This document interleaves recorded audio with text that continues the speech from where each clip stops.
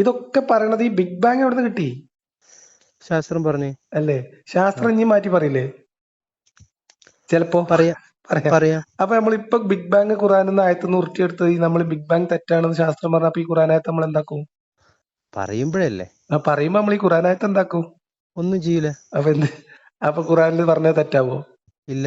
ഏഹ് തലച്ചോറാണ് ഈ ചിന്തയുടെയും ഇതിന്റെയൊക്കെ കേന്ദ്രം ആയിട്ട് പ്രവർത്തിക്കുന്ന ന്യൂറോൺസും കാര്യങ്ങളൊക്കെ മസ്തിഷ്കവുമായി ബന്ധപ്പെട്ട പ്രക്രിയകളായിട്ട് പ്രവർത്തനമായിട്ടാണ് നമ്മൾ മനസ്സിലാക്കുന്നത്. ശാസ്ത്രം അങ്ങനെ പറയണത്. ഖുർആൻ ഇതിനെ വിശേഷിപ്പിക്കുന്നത് ഹൃദയവുമായിട്ടാണ്. അപ്പൊ നമ്മൾ അക്ബർ സാഹിബ് എന്താ പറയണത് ലാസ്റ്റ്? നമ്മൾ റെഡി ടു വെയിറ്റ് ആണ്. ഇത് ലോജിക്കലാണോ? അതേ ആളുകളാണ് പറയണത് ഖുർആനിൽ ബിഗ് ബാങ്ങിനെ കുറിച്ച് പരാമർശം ഉണ്ടെന്ന്. Call is now being hello, recorded. Good evening. Good evening. ഞാൻ റഷീദാണ്, വയനാട്. റഷീദോ? നേരത്തെ വിളിച്ചില്ല ഉച്ചക്ക്. പറയും. ഞാൻ എന്റെ കോൾ റെക്കോർഡ് കേട്ടിട്ട് തെറ്റിദ്ധരിക്കണ്ടേ, കാരണം ഞാൻ ഈ പാലിന്റെ പരിപാടി ഞാൻ പറഞ്ഞില്ലേ, അതുകൊണ്ട് എനിക്ക് ആരെങ്കിലും വിളിച്ച് ഈ ഓർഡറുകളൊക്കെ പറയുമ്പോഴേ അതൊന്നും കുഴപ്പമില്ല. എന്റെ കോൾ ഓട്ടോമാറ്റിക് റെക്കോർഡുകൾ കേൾക്കൂല എന്നുള്ളൂ. അല്ല, ഞാനിത് റെക്കോർഡ് ഓപ്പൺ ആക്കി ഇടണ എന്തിനാ വെച്ചാല് എനിക്ക് ആരെങ്കിലും മനസ്സിലായി. ഇങ്ങനെ എന്തെങ്കിലുമൊക്കെ ആവശ്യം പറഞ്ഞപ്പോ ഞാനും ബിസിനസ്സുകാരനാണ്, അപ്പൊ എനിക്കറിയാം. നമ്മൾ പിന്നെ അയാളെ വിളിച്ച് ചോദിക്കുന്നത് മോശമല്ലേ? എന്തെങ്കിലും ആവശ്യങ്ങളുണ്ടെങ്കിൽ നമുക്ക് റെക്കോർഡ് ഇട്ട് കേൾക്കാലോ. അതുകൊണ്ട് മാത്രല്ല ഞാൻ ഈ പാലിന്റെ ഒരു ഇതിന് വേണ്ടിട്ട് മാത്രം ഇട്ടാ. പക്ഷെ ചില ആളുകൾ എന്നോട് അത് ചെയ്യരുത്, ഇങ്ങനെ കോൾ റെക്കോർഡ് ഇങ്ങനെ ഇടരുതെന്ന്. കോൾ അപ്പൊ റെക്കോർഡ് ഞാനിത് ചെയ്യുമ്പോൾ ഓപ്പൺ എപ്പോഴും നല്ലത് സാംസങ്ങിന്റെ ഫോൺ വാങ്ങുന്നതാണ്. അല്ല, ഇതാകുമ്പോ ഇത് അനൗൺസ്മെന്റ് ഉണ്ടാവില്ല. അല്ല, അനൗൺസ്മെന്റ് ഇല്ലാതെ ഞാൻ സോഫ്റ്റ്വെയർ നോക്കി നോക്കി. സോഫ്റ്റ്വെയറിൽ അപ്പൊ സാംസങ്ങിൽ ഡിഫോൾട്ട് ആയിട്ട് റെക്കോർഡിംഗ് ഓപ്ഷൻ ഉണ്ട്. സാംസങ്ങിന്റെ ഏത് ഫോണാണെങ്കിലും അതിങ്ങനെ അനൗൺസ് ചെയ്യൂല. ഈ ഓപ്പോ ഗീപ്പോ പോലത്തെ സാധനങ്ങളാണ് ഇങ്ങനെ വൺ അനൗൺസ് പ്ലസ് ചെയ്യുന്നത്. ആണ്, വൺ പ്ലസ്. അതുപോലത്തെ സാധനങ്ങൾ അനൗൺസ് ചെയ്യില്ല. തിരക്കില്ല, ഫ്രീ ആയ? കുഴപ്പമില്ല, ഇപ്പൊ ഫ്രീയാ. ഞാൻ നേരത്തെ സംസാരിച്ച് കഴിഞ്ഞ അവിടെ തന്നെ ഇങ്ങനെ സംസാരിക്കാൻ വേണ്ടിയിട്ട് ഇത് ഇപ്പൊ ഞാൻ ഖുർആാനിന്റെ ഞാൻ പറഞ്ഞില്ലേ, ഞാൻ എല്ലതും കേൾക്കുന്നു. അപ്പൊ ഞാൻ ഈ ഖുർആാനിന്റെ ദൈവികതയെ കുറിച്ചിട്ട് ഞാൻ ഇങ്ങനെ ചില കാര്യങ്ങളൊക്കെ ഇങ്ങനെ കേൾക്കുമ്പോ അത് എനിക്ക് വല്ലാണ്ട് നല്ല പോലെ ടച്ച് ചെയ്ത്. അത് ഒന്ന് ഞാൻ ഇപ്പോ പിന്നെ ഞാൻ ഉച്ചക്ക് വന്നതിന് ശേഷം ഒന്ന് ഇറങ്ങി. ഉറങ്ങിയതിന് ശേഷം ഇന്ന് മദ്രസ് പൂട്ടിയത് കൊണ്ട് സലഫി മദ്രസിലാണ് മക്കൾ പഠിക്കുന്നത്. അപ്പൊ എപ്പോഴാണ് പൂട്ടിയത്? ഇന്നലെയാണ് പൂട്ടിയത്. അപ്പൊ വൈഫ് ഹൗസിൽ അവരെ കൊണ്ടാക്കി. അപ്പൊ പിന്നെ ദിവസം കൂടി കഴിഞ്ഞിട്ടേ പൂട്ടിയുള്ളൂ.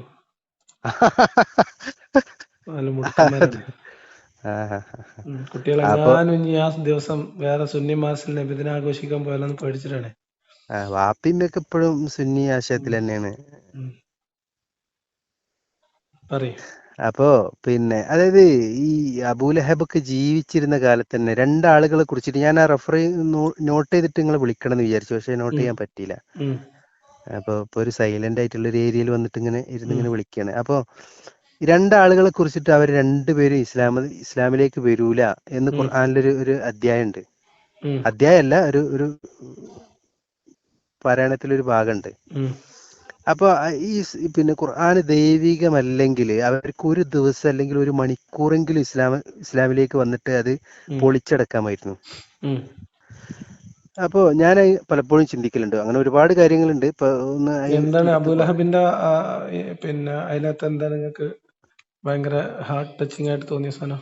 ഇതന്നെ, ഇത് ഒരു മണിക്കൂർ അല്ലെങ്കിൽ ഒരു സെക്കൻഡ് പോലത്തേക്ക് ഒരു കലിമ ചൊല്ലിയിട്ടില്ല മരണം വരെ. അപ്പൊ പിന്നെ അവർക്ക് അറബി അറിയാം, അവരെ കുറിച്ചിട്ടാണ് ഈ അധ്യായം ഉള്ളത്.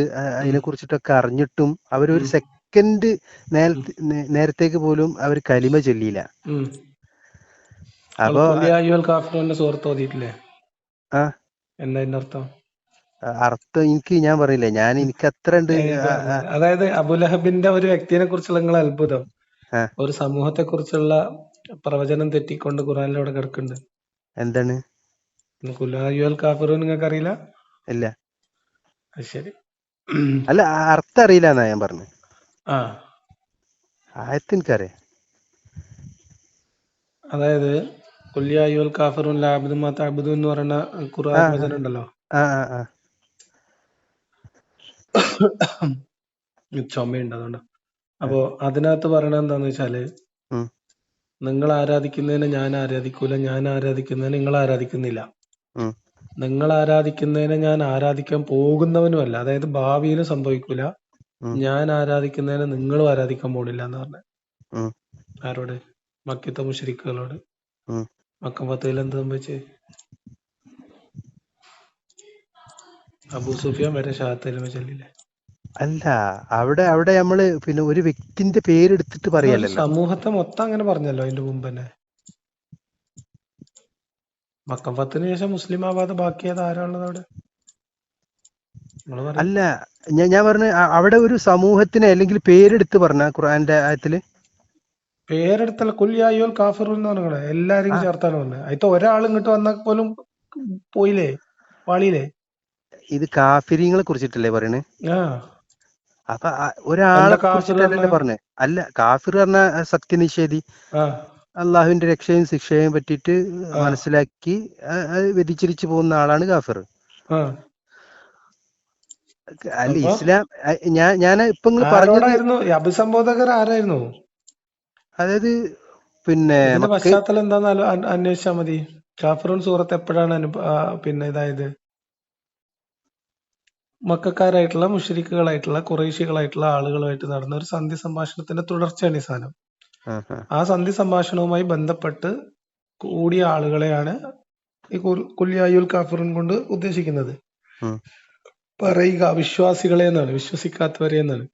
ഉം, നിങ്ങൾ ആരാധിച്ചു വരുന്നതിനെ ഞാൻ ആരാധിക്കുന്നില്ല, ഉം, ഞാൻ ആരാധിച്ചു വരുന്നതിന് നിങ്ങളും ആരാധിക്കുന്നവരല്ല. ഉം.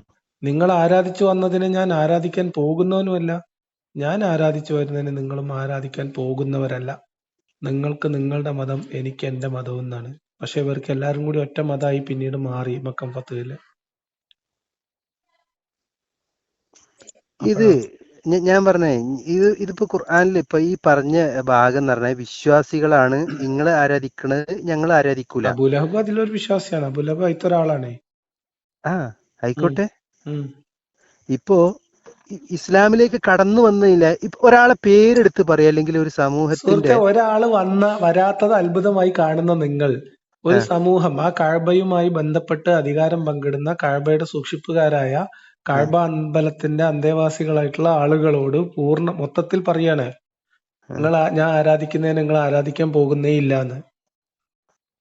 ആ കൂട്ടമായിട്ട് അവർ ഇസ്ലാമിലേക്ക് വന്നു എന്ന്. അപ്പൊ ഈ പ്രവചനം പാളിയില്ലേ? അല്ല, അവിടെ അവിടെ അവരെ പേരെടുത്ത് പറഞ്ഞോ? അവരെ പേരെടുത്ത് പറയേണ്ട, അത് ഒന്നിലധികം ആൾക്കാരുണ്ട്, എല്ലാവരുടെ പേര് പറയാൻ പറ്റുമോ? അങ്ങനല്ല, ഇത് ആരെ കുറിച്ചിട്ടാണ്, ഏത് ഖുൽ യാ ഗോത്ര, അയ്യുഹൽ അല്ലെങ്കിൽ കാഫിറൂൻ എന്ന് പറയുന്ന ഈ സൂറത്ത് അവതരിച്ച പശ്ചാത്തലമുണ്ട്.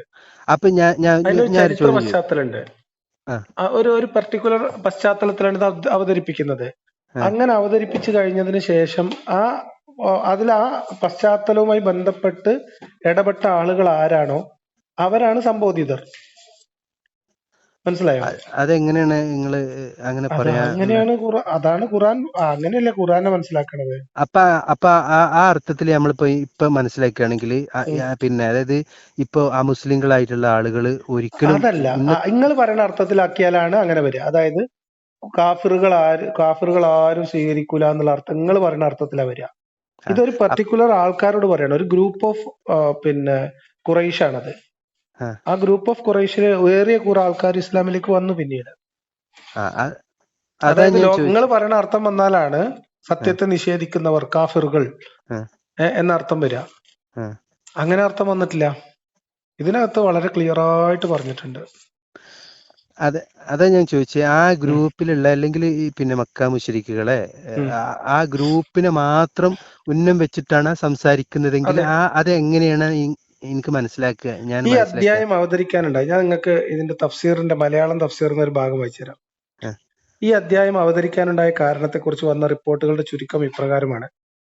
ഒരിക്കൽ ചില ഖുറൈശി പ്രമാണിമാർ, ശ്രദ്ധിക്കണേ, ചില ഖുറൈശി പ്രമാണിമാർ നബിയുടെ അടുക്കൽ വന്നുകൊണ്ട്, അവരുടെ നേതാവാണ് കേട്ടോ അബു സുഫിയാനൊക്കെ. ഈ ഖുറൈശി പ്രമാണികൾ എന്ന് പറഞ്ഞാൽ അതിൽ നമുക്ക് ഒഴിച്ചുകൂടാൻ പറ്റാത്ത ആളാണ് അബു സുഫിയാൻ. നബിയുടെ അടുക്കൽ വന്നുകൊണ്ട് ഇപ്രകാരം പറഞ്ഞു: മുഹമ്മദെ, തന്റെ ദൈവത്തിന് ഒരു കൊല്ലം ഞങ്ങൾ ആരാധിക്കാം, ഞങ്ങളുടെ ദൈവങ്ങളെ നീയും ഒരു കൊല്ലം ആരാധിക്കാം. നിന്റെ ദൈവമാണ് സത്യമെങ്കിൽ അതിൽ ഞങ്ങൾക്കും, ഞങ്ങളുടേതാണ് സത്യമെങ്കിൽ അതിൽ നിനക്കും ഭാഗവാക്കുകളാകാമല്ലോ. അത് കേട്ടപ്പോൾ നബി പറഞ്ഞു: അള്ളാഹുവിനോട് മറ്റൊന്നിനെ പങ്കു ചേർക്കുന്നതിൽ നിന്ന് അവനോട് ശരണം തേടുന്നു. കലർപ്പില്ലാത്ത തൗഹീദ് പ്രബോധനം ചെയ്യാനും പ്രചരിപ്പിക്കാനും ശിർക്കിനെ പറ്റെ തുടച്ചു മാറ്റുവാനുള്ള അള്ളാഹു പ്രവാചകന്മാരെ നിയോഗിക്കുന്നത്. മറ്റുള്ളവരുടെതെല്ലാം അതിന്റെ അനിവാര്യമായ ഫലങ്ങളാണ്. അപ്പോൾ ഇങ്ങനെ മുഹമ്മദ് നബിയും മക്കക്കാരും തമ്മിലുള്ള ഒരു സംഘർഷത്തിൽ അവർ തമ്മിലുള്ള ഒരു സമന്വയത്തിന് വേണ്ടിയിട്ടുള്ള ചർച്ച. ഇത് ഇങ്ങനെ ഈ പറയുന്ന ഒരു വർഷം ആരാധിക്കുക അങ്ങനെ പറയുന്നുണ്ട്, 6 മാസം ആരാധിക്കുക എന്ന് പറയുന്നുണ്ട്, പല റിപ്പോർട്ടുകളുണ്ട്. അപ്പൊ എല്ലാത്തിനും പശ്ചാത്തലം സെയിം ആണ്. ഖുറൈശി പ്രമാണിമാര്, അതായത് മക്കയുടെ കഅബയുടെ അധികാരമുള്ള ഖുറൈശി പ്രമാണിമാർ മുഹമ്മദുമായിട്ട് വന്നിട്ട് പറയുകയാണ് നമുക്കൊരു സമവായത്തിൽ പോകാം എന്ന്. അപ്പൊ ആ സമവായത്തെ മുഹമ്മദ് നിഷേധിക്കുന്നു എന്നാണ്. ആദ്യം ഒരു മൗന സമ്മതത്തോടെ വന്നു എന്നും പിന്നെ കുറെ കഥകളുണ്ട്. സഹാബിമാർക്ക് അതൃപ്തി ഉണ്ടായെന്നും അപ്പൊ ആയത്തിറങ്ങിയെന്നും ഒക്കെ പല അഭിപ്രായങ്ങളുണ്ട്. അപ്പൊ അന്ന് ആ ഖുറൈശിയുടെ പിന്നെ കഅബയുടെ സംരക്ഷകരായിട്ടുള്ള ഖുറൈശികളായിട്ടുള്ള ആളുകളാണ് ഈ സംബോധിതർ. ഞാൻ പറഞ്ഞത് ആ കഅബ ഉൾപ്പെടെ പൂർണ്ണമായിട്ടും ആ കഅബയ്ക്ക് ചുറ്റുമുള്ള എല്ലാ ആളുകളും ഇസ്ലാമിന്റെ ഇതിലേക്ക് അള്ളാഹുവിനെ ആരാധിക്കുന്നവരായി മാറി എന്നാണ് ഞാൻ പറഞ്ഞത്. അപ്പൊ ഇനി അബൂജഹലിന്റെ കാര്യത്തിലേക്ക് വന്നാല്, അബൂജഹൽ എങ്ങനെയാ മരിച്ചത്? അബൂജഹല് പിന്നെ അബൂജഹലിന്റെ ഇരു കരങ്ങളും നശിച്ചിരിക്കുന്നു, അബൂജഹല് പിന്നെ ആകെ പുഴുത്ത് നാറി മരിച്ചു എന്നുള്ളതൊക്കെയല്ലേ നിങ്ങൾ അത്ഭുതപ്പെടുന്ന സാധനം. എങ്ങനെയാ മരിച്ചത്? തല്ലിക്ക് വന്നതാണ്. അബൂജഹലിനെ അബൂജഹലിന്റെ അവിടെ അബൂലഹബിനെ കൊന്നതാണെന്ന് നിങ്ങൾക്ക് അറിയാം. ഞാൻ അബൂജഹല് മറ്റേ ബദറില് അബൂജഹൽ അല്ല, അബൂലഹബ്. അബൂലഹബ് ആയിരുന്നല്ലോ വിഷയം. അബൂലഹബ് മരിച്ചത് എങ്ങനെയാന്ന് നിങ്ങൾക്ക് അറിയോ? ഇല്ല. അബൂജഹലിനെ അബൂലഹബിനെ തലക്കടിച്ചു കൊന്നതാണ്. ഇപ്പോ നിങ്ങൾ ഈ പറഞ്ഞ ഉദാഹരണത്തിന് ഇപ്പൊ 2 രാഷ്ട്രീയ ഗ്രൂപ്പുകൾ ഉണ്ടെന്ന് കൂട്ടുക. ഞാൻ ഒരു ഉദാഹരണം പറഞ്ഞതാണ്. 2 രാഷ്ട്രീയ ഗ്രൂപ്പുകളുണ്ട്. അപ്പൊ പിന്നെ ഒരു വിഭാഗം പറയാണ് നിങ്ങളെ കൂടി ഞങ്ങളും പിടിക്കുക, കുറച്ചു കാലം ഞങ്ങളെ കൂടി നിങ്ങളും പിടിക്കുക എന്ന് പറഞ്ഞാല് ഇപ്പൊ നമ്മൾ പറയാണ് ആ വന്ന് പറഞ്ഞ ആളുകളോട് നമ്മൾ പറയാണ് ഒരു കാരണവശാലും നിങ്ങളെ കൂടി ഞങ്ങളും പിടിക്കൂല, ഞങ്ങളെ കൂടി നിങ്ങളും പിടിക്കൂല എന്ന് പറഞ്ഞാല് ആ പിടിക്കാൻ ഉദ്ദേശിച്ച ആളുകളോട് അപ്പുറം നിൽക്കുന്ന രാഷ്ട്രീയ ആളുകളോട് നമ്മൾ പറയുകയാണെങ്കിൽ അവര് നമ്മളെ ഇതിലേക്ക് വരൂല എന്നല്ല അതിന്റെ അർത്ഥം ഞാൻ മനസ്സിലാക്കുന്നത്. അവര് ഇപ്പൊ നമ്മളെ ആദർശത്തിലേക്ക് വന്നാല് തീർച്ചയായിട്ടും നമ്മളെ കൂടി പിടിക്കും, നമ്മൾ അങ്ങോട്ട് പോണില്ല. ഇപ്പൊ എനിക്കതിൽ മനസ്സിലായത് എന്താ വെച്ചാല് ഇപ്പൊ ഞങ്ങളെ ആരാധിക്കുന്ന ആരാധ്യ വസ്തുവിനെ നിങ്ങളും ആരാധിക്കണ്ട. അത് മനസ്സിലായി. പക്ഷെ ഭാവി വചനത്തിൽ പിന്നെ ഭാവിയിൽ പറയണതോ, ഭാവി കാലത്തിൽ പറയണതോ, നമ്മൾ ചെയ്യൂല എന്ന് പറയണതോ ഓക്കെ, നമ്മൾ അങ്ങനെ ചെയ്യാനേ പോകുന്നില്ല എന്ന് പറയണതോ, ഭാവിയിലും അങ്ങനെ സംഭവിക്കില്ല എന്ന് പറയണതോ, അത് പ്രവചനല്ലേ? എനിക്ക് മനസ്സിലായില്ല. അതായത് നമ്മളത് ചെയ്യൂല എന്ന് പറയണത് വർത്തമാനത്തിൽ മനസ്സിലാവും, ഓക്കെ, പ്രസന്റ് ടെൻസ് ആണ്. ഭാവിയില് ഇപ്പൊ ഇവിടുത്തെ BJP-ക്കാരും കോൺഗ്രസിന്റെ കൊടി പിടിക്കാൻ BJP-ക്കാരായിട്ടുള്ള ഒരു കൂട്ടം ആളുകൾ കോൺഗ്രസ് വിട്ട് ചർച്ച നടത്തുന്നു. ആ ഒരു കൂട്ടം ആൾക്കാരോട്, ആ ഒരു ടീമിനോട് പറയാണ് നിങ്ങളെ കൊടി നമ്മള് പിടിക്കൂല, നമ്മളെ കൊടി നിങ്ങളും പിടിക്കൂല. അത് ആ സിറ്റുവേഷനിൽ ഓക്കെയാണ്. പക്ഷെ നിങ്ങളാരും ഞങ്ങളെ കൊടി ഇനി പിടിക്കാൻ പോകുന്നവരല്ല എന്ന് പറഞ്ഞാൽ അതിന്റെ അർത്ഥം എന്താ? ഇവരാരും കോൺഗ്രസിലേക്ക് വരൂല എന്ന് തന്നെയല്ലേ അർത്ഥം? കാരണം കോൺഗ്രസിലേക്ക് വന്നല്ല, BJP-യിലേക്ക് വന്നാൽ അല്ലെങ്കിൽ കോൺഗ്രസിലേക്ക് വന്നാൽ കൊടി പിടിക്കേണ്ടി വരുമല്ലോ. അങ്ങനല്ല, ഞാൻ എനിക്കതിൽ എന്നിട്ടും ക്ലിയർ ആകണില്ല കേട്ടോ. ഞാൻ ക്ലിയർ ആയി സത്യസന്ധമായിട്ട് പറയുന്നതാണ്. അത് മനസ്സിലായി. ഞാൻ പറഞ്ഞത് ഇത് നിങ്ങള് ഒന്നും കൂടി ആലോചിച്ചോളി. നിങ്ങൾ പറഞ്ഞ സാധനത്തിലേക്ക് തന്നെ തിരിച്ചു വന്നാല്, അബൂലഹബിലേക്ക് തിരിച്ചു വന്നാല്, അബൂലഹബിന്റെ അതിനകത്ത് അത്ഭുതപ്പെടാനൊന്നുമില്ല. മനസ്സിലായോ? അബൂലഹബിന് ഇരു കരങ്ങളും നശിച്ചിരിക്കുന്നു. അബൂലഹബിനോടുള്ള ശാപം അള്ളാഹുവിന് അല്ല ഇസ്ലാമില് അത് സത്യമായി പുലർന്നു എന്നൊക്കെയാണ് നമ്മൾ വിശ്വസിക്കുന്നത്. അയാൾ പുഴുത്തു മരിച്ചു എന്നൊക്കെയാണ് നമ്മൾ പഠിച്ചു വെച്ചിട്ടുണ്ടാവുക, അല്ലെ? എങ്ങനെയാണ് മരിച്ചത് നിങ്ങൾക്കറിയോ? നിങ്ങൾ പറഞ്ഞ് അടിച്ചു കൊന്നാണ്. അത് വിശ്വാസികൾക്ക് അറിയില്ല. ഒന്ന് നോക്കട്ടെ, തലക്കടിച്ച് തല പൊട്ടി, ആ പൊട്ടിയ മുറിവ് വ്രണമായി, അതില് പുഴു വന്ന് അങ്ങനെ മരിച്ചാണ്. എന്താണ് സാഹചര്യം എന്നുള്ളത്? സാഹചര്യം ഒന്നുമില്ല, തലക്കടിച്ചിട്ട് തന്നെ. അതല്ല അതെന്താണ് ആ അടി ഉണ്ടാകാനുള്ള സാഹചര്യം, സിറ്റുവേഷനും കൂടെ നോക്കട്ടെ. ഞാൻ ശത്രു തന്നെയല്ല, എന്താ ഈ ശത്രു തന്നെ? അതൊന്ന് പരിശോധിച്ചാൽ മതി, നിങ്ങൾക്ക് അത്ഭുതം മാറി കിട്ടും. ഞാൻ അത്ഭുതപ്പെടാനൊന്നുമില്ല ഇതിനകത്ത്. ഈ ഖുർആനിനെ ഇങ്ങോട്ട് അത്ഭുതിക്കുകയാണെങ്കിൽ നമ്മള് ഹൃദയത്തിന്റെ തലച്ചോറ് മാത്രം അന്വേഷിച്ച് പോയാൽ മതി, എല്ലാത്തിന് ശമനം ഉണ്ടാവാം. ഞാനേ പിന്നെ എനിക്ക് ഇതൊന്നും ആളെ പേര് എനിക്കറിയില്ല. അതായത് ഞാൻ സമദാനിന്റെ ഒരു പ്രസംഗത്തിൽ ഞാൻ കേട്ടിരുന്നു. അതായത് പിന്നെ ഫ്രാൻസിലെ ഒരു തത്വചിന്തകനാ തോന്നുന്നത്. അയാള് പിന്നെ അതായത് പിന്നെ അതായത് ഏറ്റവും നല്ല പിന്നെ എഞ്ചിൻ അല്ലെങ്കിൽ എന്തെങ്കിലും ഒരു ഉപകരണം ഇന്ന് ശാസ്ത്രം കണ്ടെത്തിയാൽ ഉം. 100 അതിനേക്കാൾ 100 മടങ്ങിനേക്കാളും ഭയങ്കര അമാനുഷിക ശക്തിയാണ് മനുഷ്യന്റെ ഉം. ബോഡി. ഉം. അതായത് ഞാൻ പറഞ്ഞത് നിങ്ങൾക്ക് മനസ്സിലാണ്ടോ? മനസ്സിലായി. ആ അപ്പൊ ഇത്രയും വലിയൊരു ഒരു ഒരു സത്യം നമ്മളെ മുമ്പിൽ ഉണ്ടാവുമ്പോ നമുക്ക് ഇത് യാദൃശികമായി ഉണ്ടായതാണോ, എങ്ങനെ ഉം. ഉണ്ടായി എന്നുള്ളത് ഒരു അത്ഭുതം അത് തന്നെയല്ലേ? അത്ഭുതം ഉണ്ടാവാം, അതിന് കുഴപ്പമൊന്നുമില്ല. ആ അത്ഭുതം ഉണ്ടാവുകയും ആ അത്ഭുതത്തിന്റെ കാരണം തേടി അന്വേഷണം നടത്തുകയും പഠിക്കാൻ ശ്രമിക്കുകയും ഒക്കെ ചെയ്യാനൊന്നൊരു കുഴപ്പമില്ല. ഉം, പക്ഷെ നമ്മൾ ഈ അത്ഭുതത്തിന്റെ ഒക്കെ കാരണം പണ്ടേക്കും പണ്ടേ നമ്മളെ കയ്യിലുള്ള ഒരു കിതാബ് തന്നെയാണ് എന്നുള്ളൊരു മുൻവിധിയോടുകൂടി നടത്തുന്ന അന്വേഷണം ഉണ്ടല്ലോ, ഉം, അതൊരിക്കലും നമ്മളെ സത്യം കണ്ടെത്താൻ സഹായിക്കൂല. ഈ അന്വേഷണങ്ങൾ എപ്പോഴും മുൻവിധികളില്ലാത്തതായിരിക്കണം. പഠനങ്ങൾ എപ്പോഴും മുൻവിധികളില്ലാത്തതായിരിക്കണം. മറ്റേത് നിഷ്പക്ഷം. നിഷ്പക്ഷമായിരിക്കണം. ഉം, പഠനങ്ങൾ അന്വേഷണം ഇപ്പം ഈ പ്രപഞ്ചത്തിന് പിന്നിലൊരു ശക്തി ഉണ്ടോ, അല്ലെങ്കിൽ എന്താണ് ഈ ശക്തി, ഇത് അന്വേഷണം എപ്പോഴും നിഷ്പക്ഷമായിരിക്കണം. അങ്ങനത്തെ ആൾക്കാർക്ക് അന്വേഷണം കൊണ്ട് ഉപകാരം ഉണ്ടാവുള്ളൂ. അല്ല. അല്ലാത്തവരുടെ അന്വേഷണം എന്ന് പറയുന്നത് നമ്മുടെ കയ്യിലുള്ള, ഞാനിപ്പോ ഇന്നലെ സംസാരിച്ച ആളോട് ഞാൻ പറഞ്ഞു, ഉം, പോസ്റ്റ് പർച്ചേസ് റാഷണലൈസേഷൻ എന്നാണ് പറയാ. നമ്മുടെ കയ്യിലുള്ളത് ഏറ്റവും മികച്ചത്, നമ്മളെ കയ്യിലുള്ളത് ശരി എന്നൊരു ചിന്ത. ഉം, അപ്പൊ പിന്നെ കിട്ടുന്നതെല്ലാം അതിനെ റാഷണലൈസ് ചെയ്യാൻ, നമ്മുടെ കയ്യിലുള്ളതാണ് ശരി എന്ന് സ്ഥാപിക്കാനുള്ള തെളിവുകളായിട്ട് മാറ്റാനുള്ള ശ്രമം നമ്മൾ നടത്തും. അത് ഒരു ഒരു ഒരു പോരായ്മയാണ്. അത് നമ്മൾ ഏത് അന്വേഷണത്തിലും സ്വീകരിക്കേണ്ട ഒരു മാർഗമാണ്. ഉം. നമ്മൾ അന്വേഷണങ്ങൾ ഓപ്പൺ മൈൻഡഡ് ആയിരിക്കുക, മുൻവിധികൾ ഇല്ലാതിരിക്കുക എന്നുള്ളതാണ്. മുൻവിധികളോടുകൂടി അന്വേഷിച്ചാൽ നിങ്ങൾ എവിടെയും എത്തൂല. അതായത് നിങ്ങളുടെ മുൻവിധിക്ക് ചേരാത്തതാണെങ്കിൽ നിങ്ങൾ ആ തെളിവ് ശരിയല്ല എന്ന് നിങ്ങൾക്ക് തോന്നിപ്പോകും. അപ്പൊ ഈ ചില ഹദീസുകളൊക്കെ പറയുമ്പോൾ ആ ഹദീസ് ശരിയല്ല എന്ന് പറയുന്ന പ്രവണത വരുന്നത് അതുകൊണ്ടാണ്. അങ്ങനെയൊന്നും ഉണ്ടാവാൻ സാധ്യത, അങ്ങനെ ഉണ്ടാവാൻ പാടില്ല എന്ന് നമ്മൾ വിചാരിക്കുന്ന പലതും പിന്നീട് ഖുറാനിൽ ഉണ്ട് എന്ന് തോന്നുമ്പോൾ അത് നമുക്ക് അംഗീകരിക്കാൻ കഴിയില്ല. അപ്പൊ നമ്മൾ അതിന്റെ സാങ്കത്യത്തെ തള്ളും. ഇപ്പൊ നിങ്ങൾ ഈ കാഫിറിന്റെ കേസിൽ അബൂലഹബിനെ ആരോ കൊന്നതാണെന്ന് പറയുമ്പോൾ തലക്കടിച്ചിട്ട് ആ വ്രണം വന്നിട്ടാണ് മരിച്ചതെന്ന് പറയുമ്പോൾ നിങ്ങൾക്ക് അത് അംഗീകരിക്കാൻ പറ്റാത്തതിന്റെ കാരണം ഇതാണ്. ഇല്ല, മീൻസ് ഞാൻ അത് നിങ്ങൾ അംഗീകരിക്കൂല എന്നല്ല അംഗീകരിക്കൂല പറഞ്ഞത്. എന്നല്ല എന്ന് പറഞ്ഞാൽ നിങ്ങൾക്ക് അത് ഉൾക്കൊള്ളാൻ കുറച്ച് പ്രയാസം ഉണ്ടാവുന്നത്. അതിപ്പോ നിങ്ങൾ സമ്മതിച്ചാലും ഇല്ലെങ്കിലും ആ പ്രയാസം ഉണ്ടാവും. അത് അതങ്ങനെയാണ്. കാരണം നമ്മളുടെ ഒരു മുൻവിധി അവിടെ കിടക്കണ്ടേ. കാരണം ഇതൊരു പ്രവചനം ഫലിച്ച ഒരു ഒരു സംഭവമാണ് നിങ്ങളെ മൈൻഡിലുള്ളത്. അതെങ്ങനെ ഫലിച്ചു, അത് ഫലിച്ചോ, ആ കഥ എന്താന്നുള്ളത് അതുകൂടിയും ഇതിനകത്ത് വളരെ പ്രധാനപ്പെട്ട ഒരു പോയിന്റാണ്. നിഷ്പക്ഷമായിട്ടുള്ള അന്വേഷണങ്ങളാണെങ്കിൽ ഇനി അന്വേഷിക്കാം. ഇപ്പൊ കാഫിറുനില് എല്ലാരും പറയുന്ന ന്യായം കാഫിർ ആകുമ്പോ ആരാധിക്കൂല എന്നാണ്. കാഫിർ ആകുമ്പോ ആരാധിക്കൂല എന്ന് പ്രത്യേകം ആയിത്തറക്കണ്ട. കാഫിർ ആകുമ്പോ ആരാധിക്കൂലല്ലോ, സ്വാഭാവികമായിട്ടും. ആരാധിക്കാത്തോണ്ടാണല്ലോ കാഫിർ എന്ന് പറഞ്ഞത്. പക്ഷെ ഒരു കാഫിർ അല്ലെങ്കിൽ ഒരു പർട്ടിക്കുലർ ഗ്യാങ് ഓഫ് കാഫിറുകൾ അത് ഇനി ഭാവിയിൽ സംഭവിക്കാൻ പോകുന്നില്ല എന്ന് പ്രവചനമായിട്ട് പറയുന്നത് പാളിപ്പോയ പ്രവചനമാണ്. വേറെയുണ്ട് പ്രവചനങ്ങൾ പാളിയതൊക്കെ. ഇപ്പം മുഹമ്മദ് നബിന്റെ ഒരു സ്ക്രൈബ് ആയിട്ടുള്ള ഒരാളെ കഅബന്റെ കില്ലത്തെ അടിയിൽ കണ്ടാലും പിന്നെ കൊല്ലണം എന്ന് പറഞ്ഞിട്ട് മക്കം ഫത്തഹിന്റെ സമയത്ത് നബി അന്ത്യശാസനം കൊടുക്കുന്നുണ്ട്.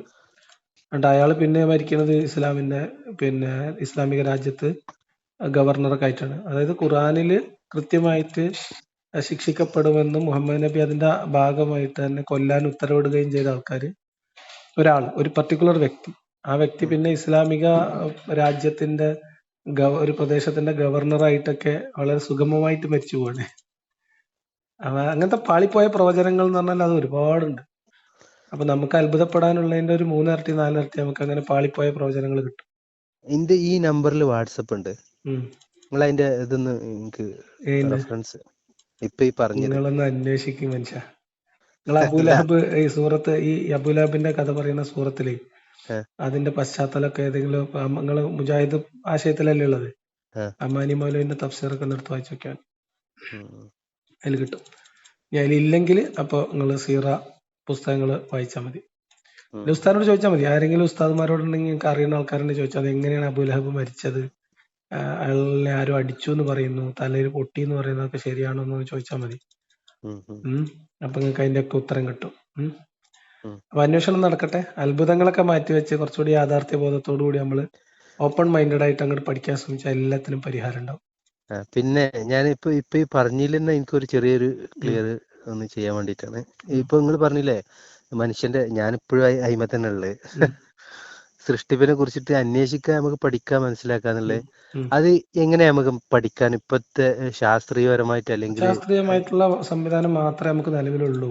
ബാക്കിയുള്ളതൊക്കെ ശാസ്ത്രീയപരമായിട്ട് ഭാവനയാണ്. മനുഷ്യൻ എങ്ങനെ ഉണ്ടായി എന്നുള്ളത് അത് അന്വേഷിച്ച് അത് മനുഷ്യന്റെ ഉൽപ്പത്തി, ജീവന്റെ ഉൽപ്പത്തി, ഇതൊക്കെ നമ്മുടെ മുന്നിൽ ആകെ അറിവ് അന്വേഷിക്കാൻ ഇപ്പൊ നിലവിലുള്ള മാർഗം എന്ന് പറയുന്നത് ഇങ്ങനത്തെ വിഷയങ്ങളിൽ ശാസ്ത്രീയമായിട്ടുള്ള ഗവേഷണങ്ങൾ മാത്രമാണ്. വേറെന്താ മാർഗം? അപ്പോ ശാസ്ത്രം എന്താ പറയുന്നത് മനുഷ്യൻ എങ്ങനെ ഉണ്ടായി എന്നുള്ളതിനെ കുറിച്ചിട്ട്? അത് ഇങ്ങനെ ഇപ്പൊ മനുഷ്യര് പരിണാമത്തിലൂടെ ഉണ്ടായതാണ് എന്നാണ് ശാസ്ത്രത്തിന്റെ ഇതുവരെയുള്ള നിഗമനം. അതിനെ നിഷേധിക്കാൻ നമ്മളത്തുള്ള തെളിവ് ദൈവം അത് തച്ചിനിരുന്ന് പണിതു എന്നുള്ളതാണ്. തെളിയിക്കപ്പെട്ടതല്ലോ, സിദ്ധാന്തല്ലേ? അതാണ് സിദ്ധാന്താണ്. ഇപ്പൊ നമുക്ക് റിലേ ചെയ്യാൻ പറ്റുന്ന സാധനം. തെളിയിക്കപ്പെടുക എന്ന് പറഞ്ഞാല് പിന്നെ കോടിക്കണക്കിന് അല്ലെങ്കിൽ ലക്ഷക്കണക്കിന് വർഷങ്ങളുടെ മുമ്പുള്ള ഒരു കാര്യത്തിന് ഇപ്പൊ നമ്മൾ തെളിയിക്കുക എന്ന് പറഞ്ഞാൽ ഇങ്ങനെ തന്നെ തെളിയിക്കാം. ഇനി ഇതല്ല, ഇത് തെറ്റാണ് എന്ന് നമ്മളെ വിശ്വസിക്കാൻ പ്രേരിപ്പിക്കുന്ന കഥയിൽ എങ്ങനെയാണ് മനുഷ്യന്റെ സൃഷ്ടിപ്പ്? ദൈവം തച്ചിനിരുന്ന് പണിതു. മനസ്സിലായോ? അത് രണ്ടും കമ്പയർ ചെയ്യുമ്പോൾ ഏതാ കുറച്ചുകൂടി റിലയബിൾ ആയിട്ടുള്ള അറിവിന്റെ മാർഗം? അല്ല, ഇപ്പോ ശാസ്ത്രം ഭൂമി, അതായത് പിന്നെ ഉണ്ടായതിനെ കുറിച്ചുള്ള കാലഘട്ടം വരെ ഒരു ഏകദേശ കണക്ക് ഭൂമി, അതിന് എത്ര അതങ്ങനെ വർഷങ്ങൾ ഗവേഷണവും അന്വേഷണവും നടന്നുകൊണ്ടേയിരിക്കും. പഠനത്തിന്റെ മുകളിൽ പഠനം, പുതിയ തെളിവുകൾ കിട്ടും, അതിന്റെ അടിസ്ഥാനത്തിൽ പഠനം, അങ്ങനെ പോവും. അതേ പറ്റൂ. നമ്മുടെ മുമ്പിൽ അതേ മാർഗമുള്ളൂ. വേറെന്താ മാർഗം? വേറെ നമ്മുടെ മുമ്പിലുള്ള മാർഗം പണ്ടെന്നോ എഴുതി വെച്ച കിതാബ് സത്യമാണെന്ന് അന്ധമായി ഗൈബിൽ ആണ് വിശ്വസിക്കൽ മാത്രമാണ്. ഈ രണ്ട് ഓപ്ഷനിലേ നമ്മുടെ മുമ്പിലുള്ളൂ. ഒന്നുകിൽ നമ്മൾ അന്വേഷണത്തിന്റെ മാർഗത്തിലൂടെ സഞ്ചരിക്കുന്ന സയൻസിനെ റിലേ ചെയ്യുക, അതിനെ വിശ്വസിക്കുക, അത് മനസ്സിലാക്കാൻ ശ്രമിക്കുക. അല്ലെങ്കിൽ നമ്മുടെ മുമ്പിലുള്ള മാർഗം പണ്ട് കാലങ്ങളിൽ എഴുതി വെക്കപ്പെട്ട കിതാബുകളിൽ ഉള്ളത് ശരിയാണ് എന്ന് അന്ധമായി വിശ്വസിക്കുക. ഈ രണ്ട് ഓപ്ഷനെ മനുഷ്യന്റെ മുമ്പിലുള്ളൂ. വേറെന്താ മൂന്നാമതൊരു ഓപ്ഷൻ ഉണ്ടോ? ഇല്ല. അപ്പൊ നമ്മൾ അതിലേതാ ബെറ്റർ? ഇപ്പൊ മനുഷ്യന്റെ സൃഷ്ടിപ്പ്, ആദം നബീനെ ദൈവം പിന്നെ പുറത്ത് ഭൂമിയിലേക്ക് മലക്കിനെ പറഞ്ഞയച്ച് പല പ്രദേശങ്ങളിൽ നിന്ന് മണ്ണിന്റെ ധൂളികൾ കൊണ്ടുവന്ന് അത് പിന്നെ വെള്ളം ചേർത്ത് മുട്ടിയാൽ മുഴങ്ങുന്ന കളിമൺ പരുവത്തിലായി, പശമയുള്ള കളിമണ്ണായി, അതിന്റെ സത്ത എടുത്തു, പിന്നെ മനുഷ്യ രൂപത്തിലാക്കി, പിന്നെ അതിലേക്ക് റൂഹ് ഊതി, അപ്പൊ ആദം നബി എഴുന്നേറ്റിരുന്നു എന്ന കഥയാണോ? അതോ മനുഷ്യൻ ശാസ്ത്രീയമായിട്ട് എങ്ങനെയാണ് ജീവന്റെ ഉത്ഭവം, അതിന്റെ പിന്നെ പരിണാമം സംഭവിച്ചതെന്ന് ശാസ്ത്രീയമായിട്ടുള്ള ഗവേഷണങ്ങളിലൂടെ പറയുന്ന തെളിവുകളുടെ അടിസ്ഥാനത്തിലുള്ള നിഗമനങ്ങളാണോ നമുക്ക് കൂടുതൽ? ശാസ്ത്രം അത് ഇപ്പോഴും ഇനി ഉറപ്പിച്ചിട്ടില്ലല്ലോ. മാറും തീർച്ചയായിട്ടും ചിലപ്പോൾ മാറുമായിരിക്കും.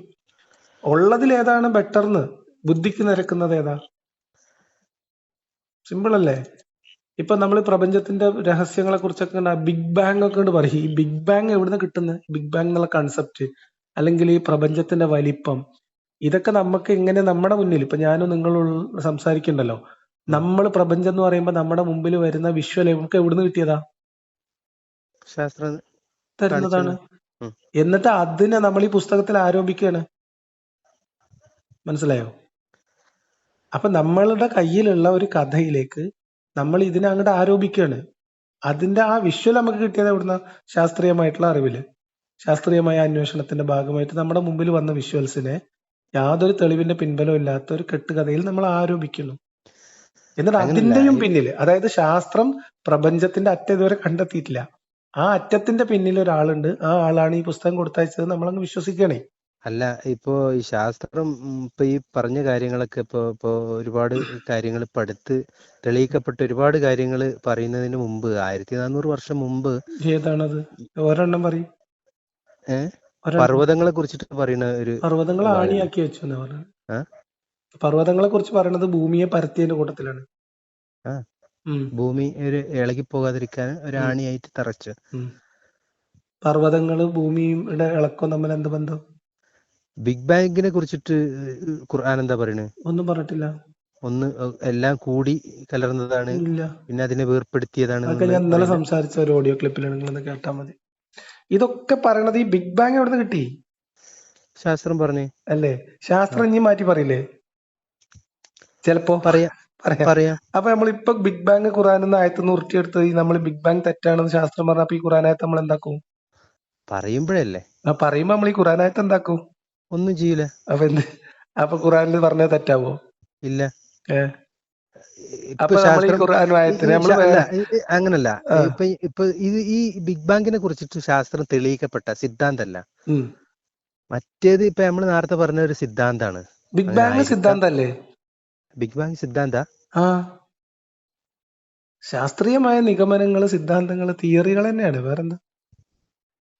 അല്ല സിദ്ധാന്തവും ആ, പരിണാമം പോലെ തന്നെയാണ് ബിഗ് ബാങ്ങും. പരിണാമത്തിന്റെ അത്രയും പോയിട്ടില്ല, ആയിട്ടില്ല ബിഗ് ബാങ്ങിന്റെ കൺഫർമേഷൻ. ഭയങ്കര പാടാണെന്നേ. അതായത് ബിഗ് ബാങ് ശാസ്ത്രം പറയണത് ശരിയും, അത് ഖുർആനിലെ ആയത്തുണ്ട്. പരിണാമം ശാസ്ത്രം പറയണ തെറ്റ്, അത് ഖുർആനില് ആയത്തില്ല. ഇങ്ങനെയാണോ മനസ്സിലാക്കുക നമ്മൾ എന്താ ചെയ്യാ? അപ്പൊ തലച്ചോറ് കൊണ്ടാണ് ചിന്തിക്കുന്നത് എന്നാണ്. തലച്ചോറാണ് ഈ ചിന്തയുടെയും ഇതിന്റെയൊക്കെ കേന്ദ്രം ആയിട്ട് പ്രവർത്തിക്കുന്ന ന്യൂറോൺസും കാര്യങ്ങളൊക്കെ മസ്തിഷ്കവുമായി ബന്ധപ്പെട്ട പ്രക്രിയകളായിട്ട് പ്രവർത്തനമായിട്ടാണ് നമ്മൾ മനസ്സിലാക്കുന്നത്. ശാസ്ത്രം അങ്ങനെ പറയണേ. ഖുർആൻ ഇതിനെ വിശേഷിപ്പിക്കുന്നത് ഹൃദയവുമായിട്ടാണ്. അപ്പൊ നമ്മൾ അക്ബർ സാഹിബ് എന്താ പറയണത് ലാസ്റ്റ്? നമ്മൾ റെഡി ടു വെയിറ്റ് ആണ്. ഇത് ലോജിക്കലാണോ? അതേ ആളുകളാണ് പറയണത് ഖുർആനിൽ ബിഗ് ബാങ്ങിനെ കുറിച്ച് പരാമർശം ഉണ്ടെന്ന്.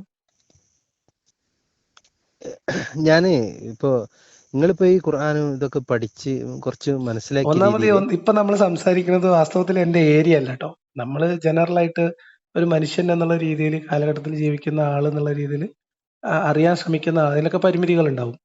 എന്റെ ഏരിയ എന്ന് പറയുന്നത് സ്ട്രിക്ട്ലി സോഷ്യൽ, പൊളിറ്റിക്കൽ, മനുഷ്യരുടെ ജീവിതവുമായി ബന്ധപ്പെട്ടതാണ്. ഇപ്പൊ ഇതിൽ തന്നെ ഞാൻ പറയുന്ന കാര്യത്തിൽ തന്നെ നിങ്ങൾക്ക് ആലോചിക്കാനുള്ള സാധനങ്ങൾ ഇഷ്ടംപോലെ ഉണ്ട്. ഓക്കെ, അപ്പൊ ബിഗ് ബാങ് ഖുറാനിൽ ഉണ്ടെന്ന് പറയുകയും പരിണാമത്തെ തള്ളിക്കളയുകയും ഹൃദയം കൊണ്ടാണ് ചിന്തിക്കുന്നതെന്ന് ശാസ്ത്രം കണ്ടെത്തുന്നത് വരെ കാത്തിരിക്കാൻ തയ്യാറാണ് എന്ന് പറയുകയും ചെയ്യുന്ന ഒരു ഇസ്ലാമിസ്റ്റ് അല്ലെങ്കിൽ ഒരു പ്രബോധകന്റെ ആ ഒരു ഒരു ഒരു ഫ്ലക്ച്വേഷൻ ഉണ്ടല്ലോ, സയൻസിനെ എടുക്കുന്നതിലും തള്ളുന്നതിലുള്ളത്.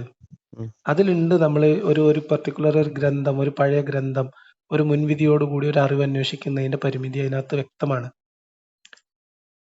അപ്പൊ ആ മുൻവിധികളും കൂടി, പിന്നെ ആ മുൻവിധികൾ കളയാനും അത് തള്ളിയിട്ട് നിഷ്പക്ഷമായിട്ട് പഠിക്കാൻ ശ്രമിക്കാനും അത് അത്ര ഈസി ആയിട്ടുള്ള ഒരു പ്രോസസ് അല്ല. അതും ഞാൻ മനസ്സിലാക്കുന്നു. അത് ഒരു സാധാരണ മനുഷ്യനെ സംബന്ധിച്ച് അത്ര ഈസി പരിപാടിയല്ല. അതും എനിക്കറിയാം.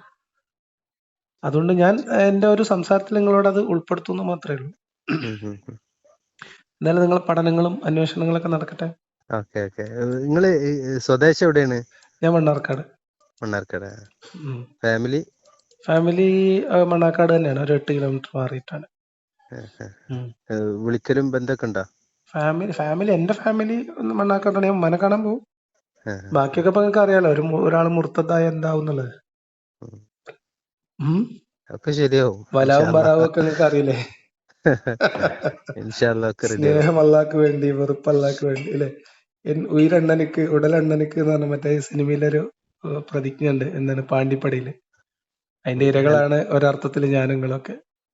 ഉമ്മയും എല്ലാരും ഉമ്മാനായിട്ടൊക്കെ നല്ല ഉമ്മാക്ക് മക്കൾ എന്ന് പറയണത് ദൈവത്തുമായിട്ടുള്ള ബന്ധത്തിനേക്കാളും വലുതായിരിക്കും ഞാൻ മനസ്സിലാക്കുന്നത്. ഒരു 90% ഉമ്മമാരുടെയും കഥ അതായിരിക്കും. അതുകൊണ്ട് ആ സ്നേഹമുണ്ട്. അപ്പൊ എന്തായാലും വളരെ സന്തോഷം. വളരെ എന്താ പറയാ, രണ്ടുപേർക്കും ചിന്തിക്കാനുള്ള കുറെ സാധനങ്ങൾ ഉണ്ട് ഇതിനകത്ത്. ചിന്തകൾ നടക്കട്ടെ, പഠനങ്ങൾ നടക്കട്ടെ. നമ്മൾ എവിടെയെങ്കിലൊക്കെ വെച്ച് വീണ്ടും കണ്ടുമുട്ടും. വയനാടൊക്കെ വരുമ്പോ വിളിക്കും തീർച്ചയായിട്ടും. ഓക്കെ. Okay, thank you.